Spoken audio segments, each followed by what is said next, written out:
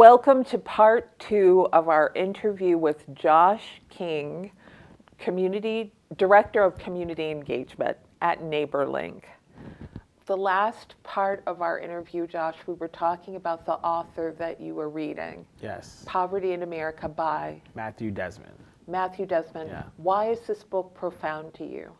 So again, a lot of people that we work with are under the poverty line. Okay. And there's a lot of misinformation about what poverty is. What is poverty? So he would define it as a certain, like, where your income is, and the median income in America is at this place. And it's actually really sad, but I think he said in the book within 40% of America live under the poverty line. They can't, 40%. Yeah, they can't afford an emergency. To miss a payment. Payment. And I tell people, even in our work, like if a neighbor gets a lawn citation, that's money that they cannot afford to pay.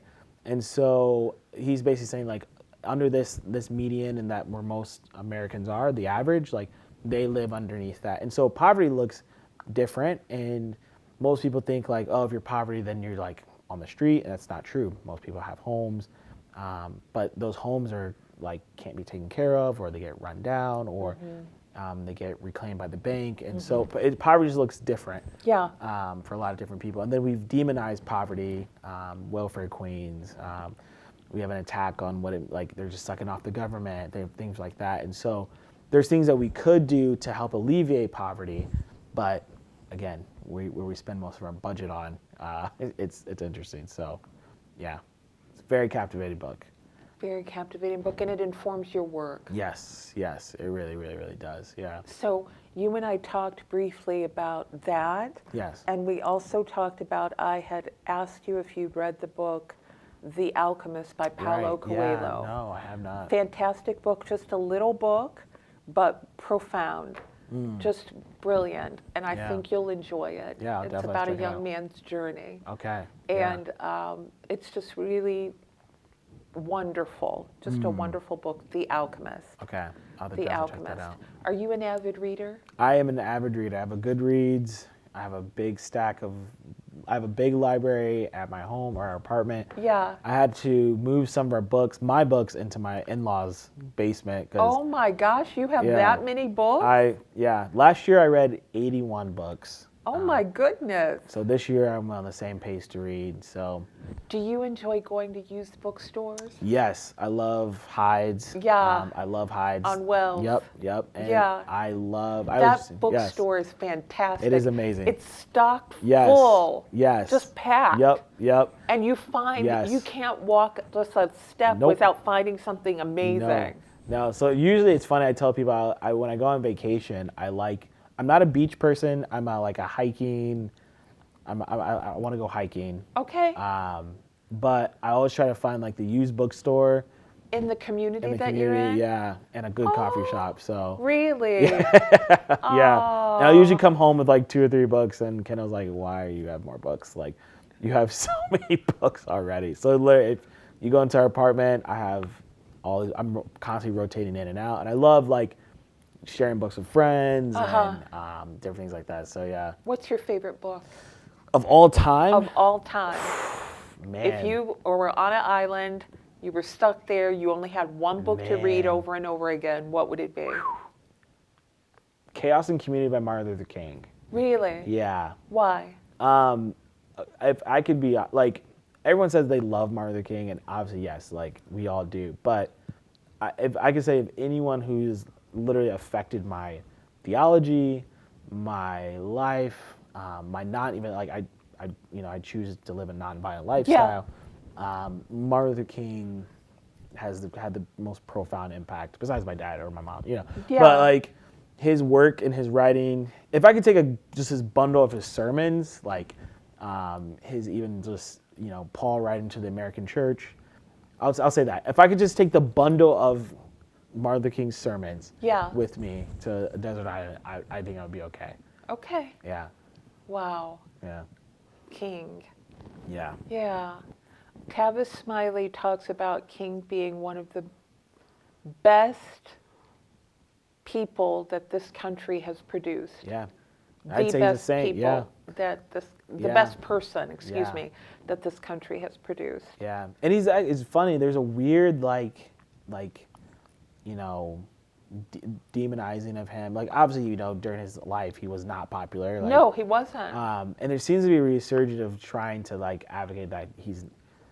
Yeah, there's just a lot of weird misinformation that's out there about King that it's just not true. But again, his works and his study, and even I'm certified in nonviolence. I went through the King Institute. Did you? Yeah, and I did. What was that like? It was really good. So King, with Mahatma Gandhi and Howard Thurman. Yes. And, Bernard Rustin, a lot of these people who you don't know behind the scenes, obviously Mahatma Gandhi, but helped establish. But Rustin people didn't know about it until the movie came out. Yeah, which it was interesting because growing up in school, I learned about Rustin and no one knew about him. And obviously for obvious reasons, but he was so profound in helping King behind the scenes that no one, he's actually one of my heroes too. I have a Mount Rushmore and he's on there and his writings are amazing too. And so, but I went to the King Institute and I learned, you learn about the triple evils: racism, militarism, poverty, and you go through the 6 different principles. And the biggest one that has always affected me is that we are fighting against the forces that are oppressing the person and not fighting the actual person. So they're not the enemy, but the forces, the triple evils, the system that are affecting. And so I just thought that, I was like, that's brilliant. Like, blew your mind. It blew my mind. And just the work that he did and his willingness to commit to nonviolence is just so, amazing. Yeah, it is amazing. Yeah. And particularly now with what we are dealing with politically, socio-politically. Yes. What we are seeing. Yeah. Let's talk about young people. You're a young person. Yeah. Oh, thank you. And what they're dealing with. Yeah. It's wild. I mean, I can speak in the millennial, for me and what I see with some of my friends. It's such a weird juxtaposition. Yeah, it really is. Because again, people think, the church is really upset about people deconstructing. I would say even just some Americans are upset about Americans being disillusioned with our society. And, there's some strong words that people use to describe our current administration, things like that. But I tell people all the time, it's like, this has been boiling under the surface. And again, that it's always existed. Yeah, and I tell people all the time, especially after this last election, if you're a brown or black man or woman, if you are not cisgendered, all this stuff was there. You just didn't see it. And so now it's kind of been revealed to us, and we now see it in front of us, and now we have to confront it. And so now the whole of the country is having to confront some of these injustices that have been around for centuries. Do you think that's a good thing? I mean, I wish I didn't have to live through history, but I mean, I think so. I think, again, part of MLK's whole premise is that, if there's injustice in one place, there's justice everywhere. Right. And so it's almost even like the George Floyd thing where, we're cooped in the home and we had to confront it, that this is real. We couldn't look away. We can't look away. Yeah. And so I just think, I have people and friends and family who obviously voted differently than I did. And so we're having to confront and have these real conversations. And it's hard. And it's hard. It is. And still loving them. Yeah, in spite of. Or despite. Yes, yeah. Our differences. And there's big differences. And even how we see the world, there's big differences. And so what I'm trying to do, and again, from the teachings of Jesus and the teachings of Mahatma Gandhi and King, it's we're called to love our enemies and pray for the ones who persecute us, bless them. And it's hard. It's not an easy thing. No. It's really not. You know what? I was just talking to my friend Kenny Wayne Elliott, and I said to him, Ken, it is hard being a Christian. It is. It is hard being a Christian because sometimes you're like, Jesus, I need to take a break from you, and I'm about to bless this person out. Right. And it's hard right now because of the hyper-Christian nationalism. And, which really isn't which is not Christianity. No. Well, and I tell people, sorry, I say it's a branch of Christianity that has existed for a while.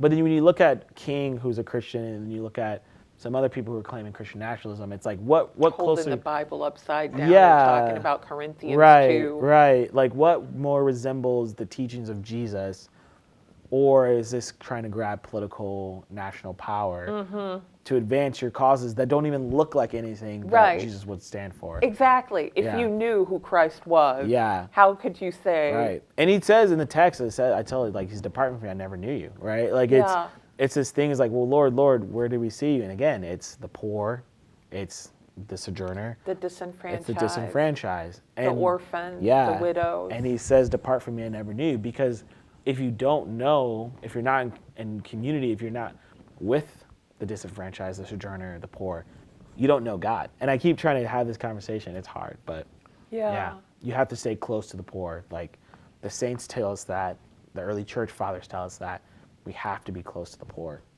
So. What do you do to decompress? Because it sounds like it sounds like you're pulled in a lot of directions, and this could deplete your energy level. It does, yeah. So how do you rejuvenate? Yeah, I mean, contemplative prayer, meditation, World of Warcraft. I'm a huge nerd. I love World of Warcraft. And yeah, I have my wife is amazing. She's a great partner. And I do have really good friends. Like, that's another thing our society is lacking is community and holistic community. Okay.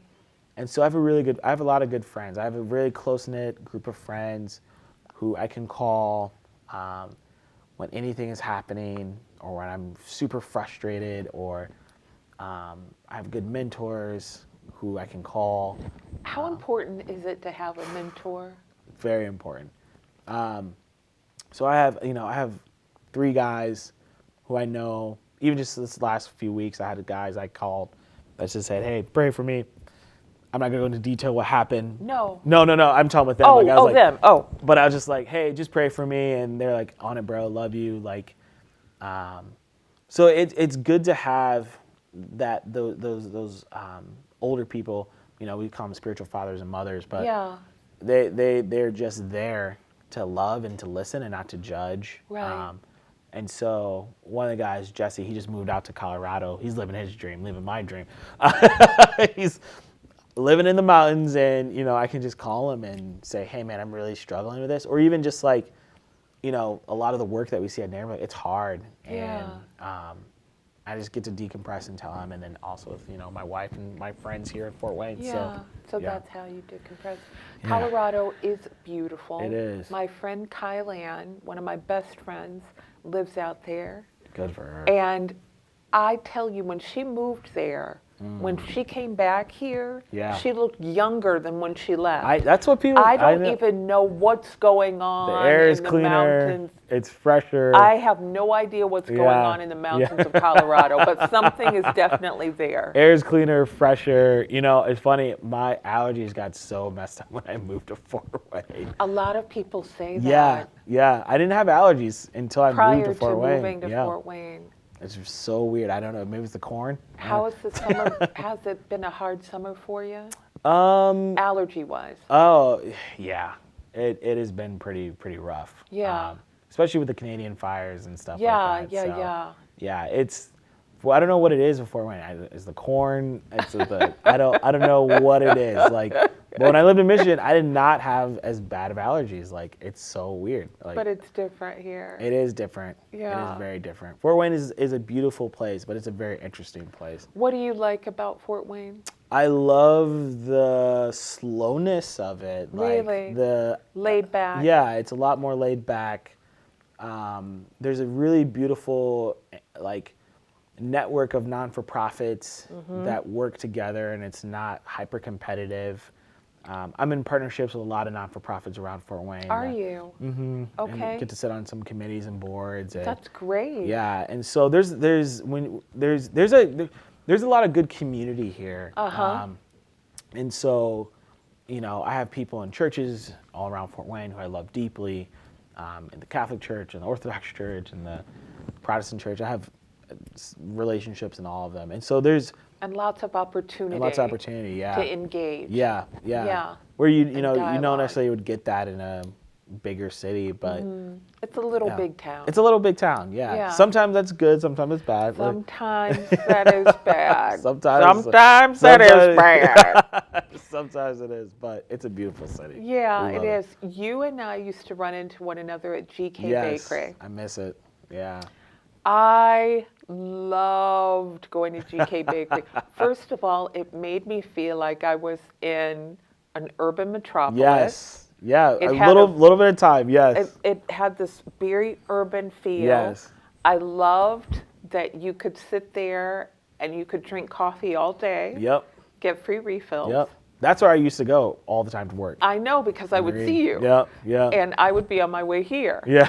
And I loved their quiche. Oh, yeah. The different quiches that they had were amazing. Yes. Yeah, it really was. Amazing. I do miss that place.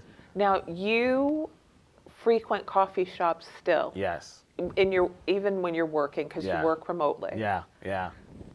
What's your favorite coffee shop? Oh, man. I might get sniped for this one. Have you been to Tall Rabbit? I love Tall Rabbit. Well, Do you? Yeah, so our office is in Blue Jacket. Oh, yeah, I didn't even know that. Yep, so our office is in Blue Jacket, and we have a really good relationship with them. I love Tall Rabbit. It is one of the best coffee shops in Fort Wayne. Yeah. Shout out to Megan. She's the manager there, and she does an amazing job. So I tell people, check out Tall Rabbit. And the space is beautiful. The space is amazing. It's a beautiful space. Shout out to Tony Hudson, too. He really took a risk to do that, and I think Tony is one of Blue Jacket, Tony Hudson, and the team there are amazing. They do such good work, and the community. In the community, that they just do amazing work. So I'm a big fan of Blue Jacket, Tall Rabbit. Okay. Obviously, all the coffee shops in Fort Wayne. Fortizo's great. Yeah, they're all good. Conjure. Yeah, they're all great. And I tell people, one of my buddies, he travels a lot, and he's like, man, I don't know what it is, but Fort Wayne still has some of the best coffee, that he's ever had. And the best pizza, Johnny Ox. Because Johnny Ox Pizza. Johnny Ox? And Electric Works, yeah. Very good. I've never had it. Very good. Best pizza in Fort Wayne. Johnny Ox. Yep. Well, I've got something to check out, and you've got something to check out. It's the best pizza. Yeah. And he's not affiliated with Johnny Ox. I'm not affiliated. No, I'm not. No. I just call it like I see it. Call it like you see it. Yeah. So let's talk about you and being a soccer fan. Oh, yeah. Big soccer fan. How did that happen? I played in high school. You shared that. Yep. And I don't know if it was like obviously I love the NFL. I like basketball. I'm getting more You're into. A sports fan. I'm a sports fan. Period. Yeah. But something about soccer is just so different. If you go to a game and the atmosphere, it's electric. It is, and there is so much I tell people oh it's low scoring. I'm like, it's really not. You go to an NFL game, one touchdown is 7 points. One soccer goal is a point. You just you do the math. Yeah, it's the same thing. But to get to that other end of the field, the 11 guys, back and forth, it's crazy. And to score a goal, it's amazing. And the culture is just, it's wild. And so I grew up when Cristiano Ronaldo, David Beckham, those guys were at a particular club, and so that's where I really fell in love with it. And so, yeah, I've been a soccer fan most of my life. We would watch the games. I remember they came on USA. Yeah. Way back in the day, and so I would sit and watch it, and I was enamored. Wow. Yeah. Okay. Yeah. Now your dog Rooney. Yep. Named after Wayne Rooney. Named after Wayne Rooney, a soccer player. Yeah. Yep. How old is Rooney? Man, he's 11 now. Is he? Yeah, he's an old boy, yeah. Wow. Yeah. Wow. Yeah, he's really, really good. Yeah, he loves living downtown, except for the fireworks, but he gets a little freaked out. They all do. Yes. A lot of dogs get freaked out by the fireworks. Yeah. Do you enjoy living downtown? I love living downtown. I know my wife eventually she's gonna want to move and get a house, but so it's nice because I can bike to work, to most of my meetings. I can walk to work, to most of my meetings.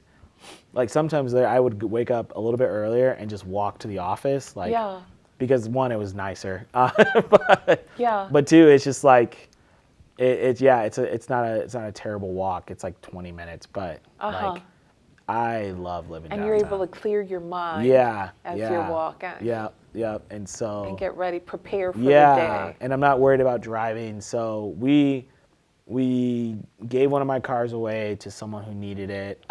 And we stuck to one car. Which is a beautiful thing to do. Oh, thank you.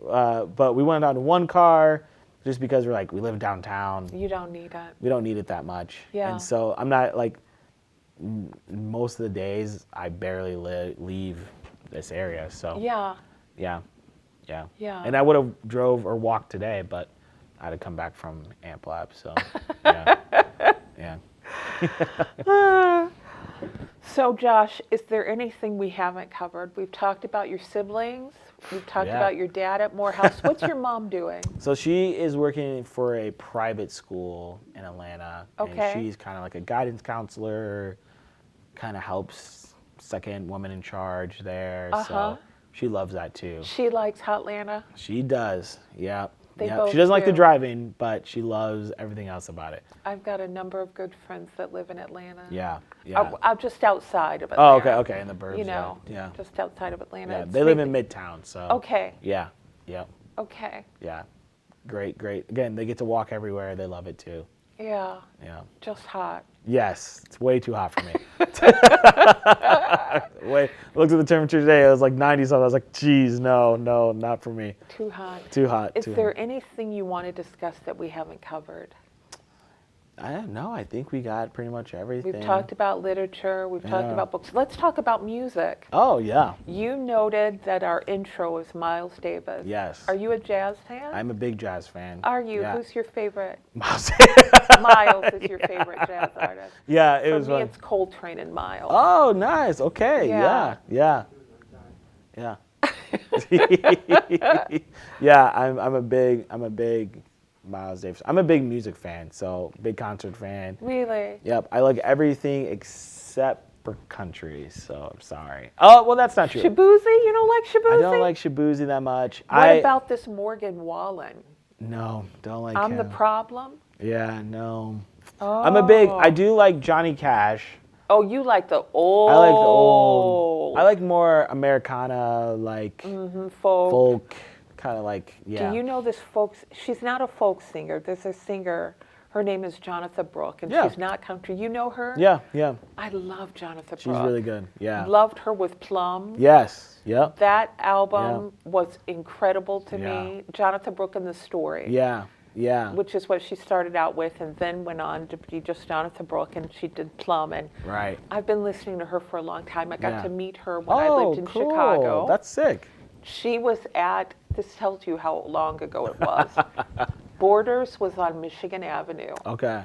And she did a CD release. Oh, dang. At the Borders. Okay. There were lines of people. Right. I went. I got to take a picture with her, which That's I don't awesome. even know where it is now.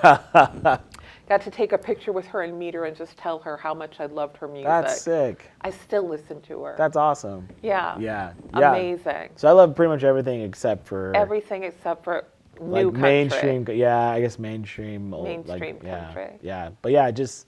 Who are you listening to these days? Man. Like if we got to look at your playlist. Yeah. Top 5 songs. Man. Okay, well, I'm re-listening to, I don't know if you ever called the band The National. I love The National. Yeah. Re-listening to their albums because they're just so good. I just went and saw Head in the Heart in Indianapolis. How was it? Amazing. And so they're one of my favorite bands. Why? Their music is really good at, they're really good at writing music that's kind of sappy without making you feel sappy. Okay. They're just really good music writers. All right. And good just musicians. Okay. I love Kendrick Lamar. Okay. I love the Clips. The Clips have a new album. Twins? Yeah. Well, they're not twins. They're actually one brother's older and one brother's younger. What? Yeah. All this time I thought they were twins. Everyone always thought they were twins. No. Really? Yeah. I just learned something new. They're not twins. No. Okay, so they have I knew they had a new. Their new album out. It's very good. You like it? Oh, probably, yeah, top 10. Really? Yeah. The clips make good hip hop. So. Okay. I'm a sucker for good hip. I love Kendrick. I love Mos Def. Oh, yeah. I love Mos Def. Yassine Bey. Yes, yep. I love Black Star. Now, do you like him with Talib Kweli? Yes, Black Star, yep. Yeah. Yep. I love them. Don't they have something coming out now? Are they touring? I don't know. Are they doing Maybe. something? I don't know. But I love that. Yeah, and I love Alabama Shakes and Alabama Shakes. Yeah. I love if I could see them in concert, that'd be it. I'm good. Yeah. So they're one of my top favorites. Brittany. Rain, I forget her last name, but yeah. Her solo album was amazing. Yeah. So if you look at my music list, it is eclectic. Yes, it's Mine all. too. I like metal. Yeah. I like hardcore. I like. Yeah, it's just all over the place. Yeah. Pop punk, American or Midwest American pop punk, emo. I like everything. You like everything. Yeah. Except for new country. But my wife does, so. Your wife likes country? She loves country. Does she? Yep. She also loves the 1975. That's also one of the big things we bond over, so, yeah. Really? Yep. It's our favorite concerts to go to. 1975? Yep. Very nice. Yeah. Very nice. Yeah. Well, Mr. Mann, this is the end of our interview. Thank you for having me. Thank you for coming in. I can't tell you how much I've enjoyed this. It's been a pure joy. Thank you. You are lovely. Thank you. You are lovely. You are too. Thank you. Thank you very much. And thank you for tuning in. And we'll see you next time. And you be blessed.